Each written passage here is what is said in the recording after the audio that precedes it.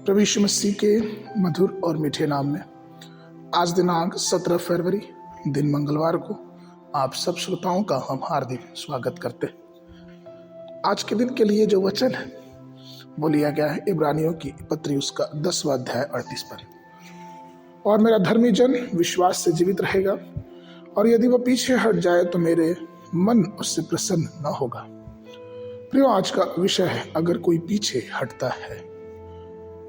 वचन में प्रभु कहते हैं कि अगर कोई पीछे हटता है तो परमेश्वर की आत्मा उससे खुश नहीं होती है। अर्थात वो इंसान जो प्रभु पे विश्वास करता है और प्रभु के आश्चर्य कर्मों और प्रभु के उद्धार के कार्यों को चखा है, अगर वो प्रभु के विश्वास से दूर हटता है तो परमेश्वर का मन इससे प्रसन्न नहीं होता। मैं एक मिशनरी के विषय में जानता हूं जो कि इस देश के नहीं थे, लेकिन वो दूसरे देश से भारत देश में प्रभु की सेवा करने आए थे। उन्होंने बहुत सारी परेशानियों को और बहुत सारे दुखों को झेला।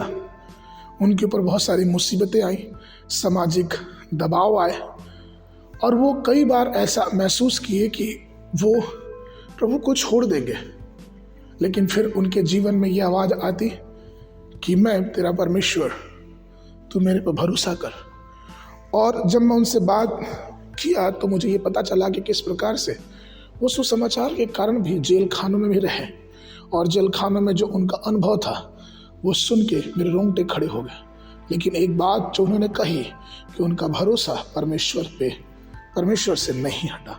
और आज प्रियो, परमेश्वर के अनुग्रह से बहुत से लोगों को वो सुसमाचार सुना रहे। प्रकाशित वाक्य उसके 2 अध्याय 4 और 5 पद में वचन कहता है कि पर मुझे तेरे विरुद्ध में यह कहना है कि तूने अपना पहला सा प्रेम छोड़ दिया है।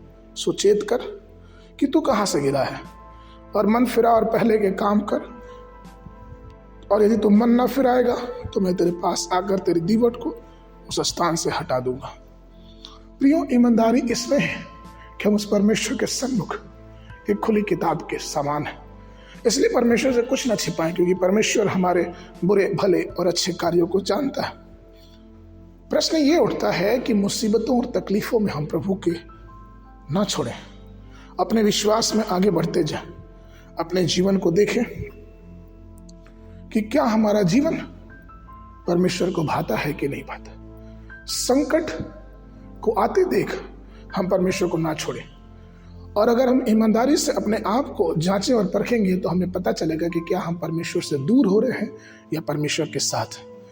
उसकी 2 बातें जो हमें समझ में आएंगी। पहली चीज कि अगर हम प्रभु को जानते हैं और सिर्फ प्रभु की बातें ना करके दूसरों की कमियों के बारे में बात करते हैं, तो आपको ये समझना है कि आप कहीं ना कहीं परमेश्वर से दूर हो रहे हैं। दूसरी चीज़ कि अगर हम प्रभु को जानते हैं और उस पर विश्वास करते हैं, लेकिन प्रभु की बातें ना करके हम अपने भाई बहन, कलीसिया के भाई बहन या फिर दूसरों व्यक्तियों के विषय में इल्ज़ाम लगाते हैं और अपने आप को हमेशा सही करने में लगे रहते हैं, तो कहीं ना कहीं हम परमेश्वर से दूर हो रहे हैं। प्रियो, परमेश्वर के उपकार हमारे जीवनों में महान है, इसलिए सावधान रहें कि कहीं ऐसा तो नहीं कि हम धीरे धीरे परमेश्वर के मार्ग से पीछे हट रहे हैं। और यदि ऐसा है तो आइए अपने जीवन में परमेश्वर को फिर से थामें और पकड़ें, क्योंकि परमेश्वर हमारा जिंदा परमेश्वर है। आगे के मनन के लिए नीति वचन उसका 14 अध्याय 14 पद। जिसका मन ईश्वर की ओर से हट जाता वो अपनी चाल चलन पर फल भोगता है, परंतु भला मनुष्य आप संतुष्ट होता है। बाइबल अध्ययन के लिए सुबह के समय नबवस्था की पुस्तक उसका 21 और 22 अध्याय, संध्या के समय मत्ती रचित सुसमाचार उसका 28 अध्याय। परमेश्वर आप सबको आशीष देवे।